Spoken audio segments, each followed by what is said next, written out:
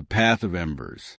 The training courtyard of the Iron Fist sect smelled of old sweat, copper, and crushed stone. "Stand up, pawn," senior disciple Zhao barked. He wasn't even out of breath, his pristine white silks completely untouched by dust. A true warrior of the sect doesn't lounge in the dirt like a wounded dog. Again! Lu Jin swallowed the taste of blood in his mouth and pushed his palms into the gravel. Every muscle in his torso screamed in protest. His left forearm was already turning a deep, angry purple where Zhao's heavy palm strike had landed. Zhao was a core disciple, 3 whole cultivation realms higher than Jin, and these sparring sessions were nothing more than a cruel excuse of man to vent his frustrations. Everyone in the lower barracks knew Jin was just a disposable punching bag. Jin's vision blurred, the gray stone walls of the courtyard spinning dangerously. A dark, seductive temptation whispered in his mind, "Just stay down. Let them call you a coward. It hurts less." But if he stayed down, he lost his placement. Jin thought of his younger sister back in the outer village, relying on the tiny ration stipend the sect sent home for his service. He thought of his father, who had literally bowed his head into the mud before the village elders just to get Jin this single shot at a better life. If Jin gave up, if he showed dishonor or got expelled, the shame would destroy his family's livelihood. Jin spat a mouthful of dark blood into the dust, planted his shaking feet, and raised his bruised arms back into a defensive guard. "Again, senior," Jin said, forcing his voice to remain steady despite the trembling in his knees. Zhao smirked, his right hand glowing with a faint, oppressive yellow chi that made the surrounding air feel heavy. "Good. Let's see if you can last 3 minutes this time." Zhao lunged forward, his movement a blur of light. His palm slammed directly into Jin's raised forearms. Crack! The sound echoed through the courtyard, a dull, sickening thud. Jin was blown backward, his boots skidding through the dirt until his spine collided violently with the stone wall of the barracks.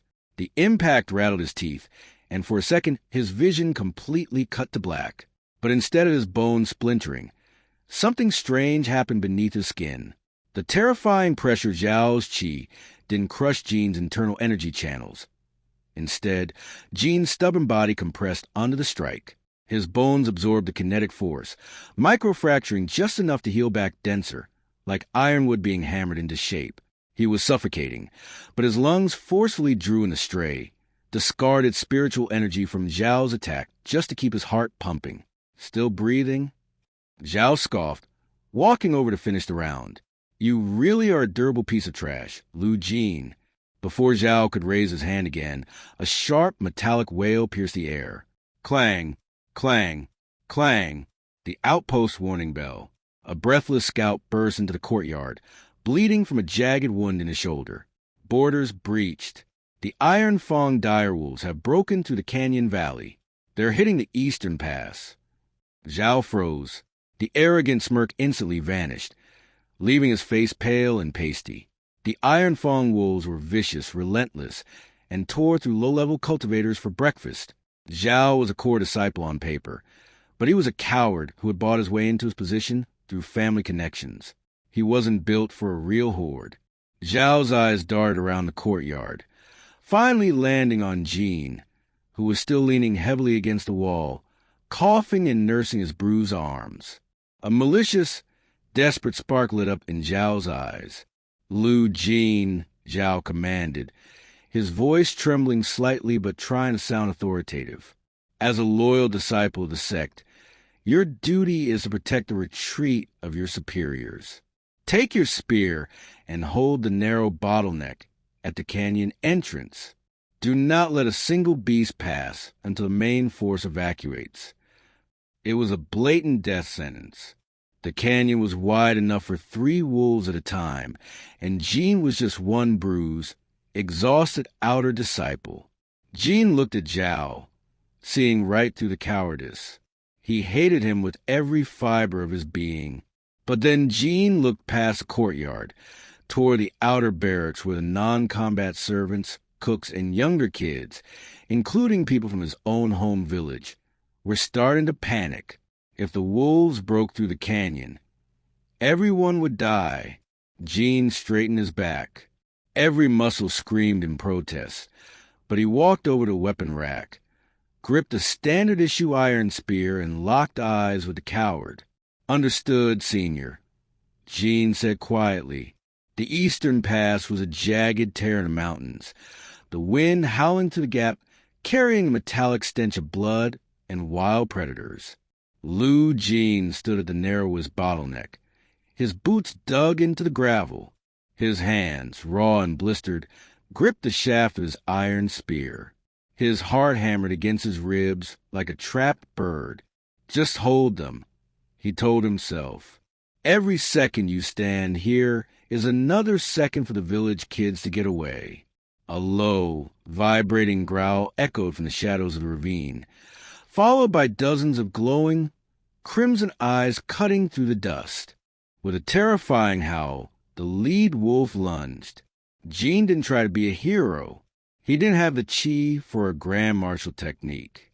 Instead, he dropped his weight, wedged the butt of his spear firmly against a heavy boulder behind him, and angled the iron tip forward. The wolf threw itself down the narrow pass, its own momentum driving the iron spearhead deep into its chest. The impact sent a violent shudder up Jin's arms, threatening to dislocate his shoulders. His bones groaned, but the dense, iron-hard conditioning for months of taking Zhao's daily beatings held true. He didn't break. The dying wolf thrashed, its heavy claws tearing through Gene's leather armor, ripping deep gashes into his chest. Gene gasped, hot pain flaring across his torso as he was pinned under the weight of the beast. Two more wolves were already scrambling over the corpse of their alpha, jaws snapping for his throat. This is it, Gene thought, his grip slipping on the bloody spear. "I'm sorry, Father. I tried." High above the mortal plane, hidden within the folds of the heavenly clouds, a minor celestial spirit named May wrinkled her nose in absolute boredom. She had been flipping through the karmic mirrors of the lower realms, searching for some entertainment to pass the centuries, when she stumbled upon Lou Jin's thread of fate. She had watched him endure months of unfair treatment, always standing back up despite his pitiful cultivation. In a world full of arrogant geniuses and predictable tyrants, this mortal stubborn refusal to break had actually caught her attention. "Oh, what a waste," May murmured, leaning closer to the scrying pool, her ethereal robes fluttering. To survive that insufferable Zhao day after day, only to be thrown away like garbage because a mortal master is a coward? The script of his life is far too dull if it ends here. A commoner who fights so hard should at least provide a better show. As a minor spirit, she wasn't allowed to directly interfere or hand down divine treasures. That was strictly against the heavenly code. But she could give a subtle, chaotic nudge to the natural order of things. May leaned over her scrying pool, blew a soft puff of spiritual wind toward Jin's mirror, and whispered, "Let's see if a little luck can tip the scales, little mortal." Back in the dirt of the canyon, a strange phenomenon occurred. As the second wolf lunged to tear Jin's face off, its back paw caught on a perfectly ordinary, loose piece of gravel. It wasn't a magical spell. It was just a statistical anomaly of terrible footing. The massive beast stumbled midair, its trajectory shifting by a mere 3 inches. Instead of taking Gene's head off, the wolf's heavy skull collided violently with the solid rock wall of the canyon. Crack! The beast knocked itself out cold, its massive body slumping over Gene like a heavy blanket. The third wolf, confused by its pack-mate's sudden clumsy demise, hesitated for a split second. That second was all Gene needed. Driven by pure, blind survival instinct, he dragged his pinned legs out from under the dead alpha, grabbed a jagged piece of stone from the ground, and drove it with all his remaining compressed physical strength into the third wolf's eye. The wolf shrieked, backing away into the narrow pass, blocking the path for the rest of the pack behind it. The narrow bottleneck was now completely choked with a barricade of heavy, bleeding wolf bodies. The rest of the pack, hearing the dying shrieks of their leadership and facing a literal wall of their own dead, began to whine and retreat back into the shadows of the mountains. The trek back to the outpost was measured in inches and pure agony. Just one more step, he told himself, his mind clinging to the thought like a drowning man to a splinter of wood. If I collapse here, the bleeding won't stop. Every time his left foot hit the gravel, a sharp, white-hot spike shot up his thigh. The gashes across his chest leaked a steady trail of dark blood, gluing his shredded tunic to his skin. His vision dimmed around the edges, turning the familiar pine trees into looming, monstrous shadows. He wasn't thinking about grand cultivation realms. He was thinking about how much he hated the taste of copper in his mouth, and how unfair it was that a coward like Zhao got to sit by a warm fire while he bled out in the mud. Why didn't I just run? A dark, bitter voice whispered in his chest. Zhao would have died. The sect would have burned.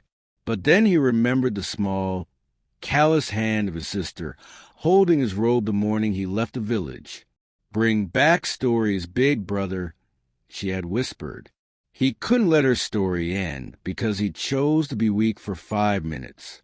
Up in the clouds, May crossed her arms, her porcelain face tightening with rare anxiety. Do not dare fall unconscious on that path, she commanded the scrying pool, her silver hair whipping around her face. Stupid mortal, your meridian network looks like a shattered vase held together by cobwebs. If you do not circulate the stray spiritual energy left by those beasts right now, your heart will give out before you reach the gates. She had watched grand emperors march into battle with thousands of banners, and she hadn't felt a single spark of curiosity. But watching the solitary, bruised boy drag his broken spear through the mud, refusing to lay down and die like a proper peasant, made her immortal heart beat with an unfamiliar, intense curiosity. If he dies after I wasted my daily allotment of luck on a pebble, it will be an absolute embarrassment, she muttered, leaning closer. Keep moving, Lu Jin.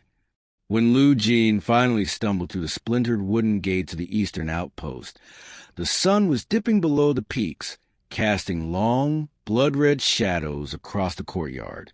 The square was a mess of overturned carts and panicked disciples packing their luxury silks into carriages.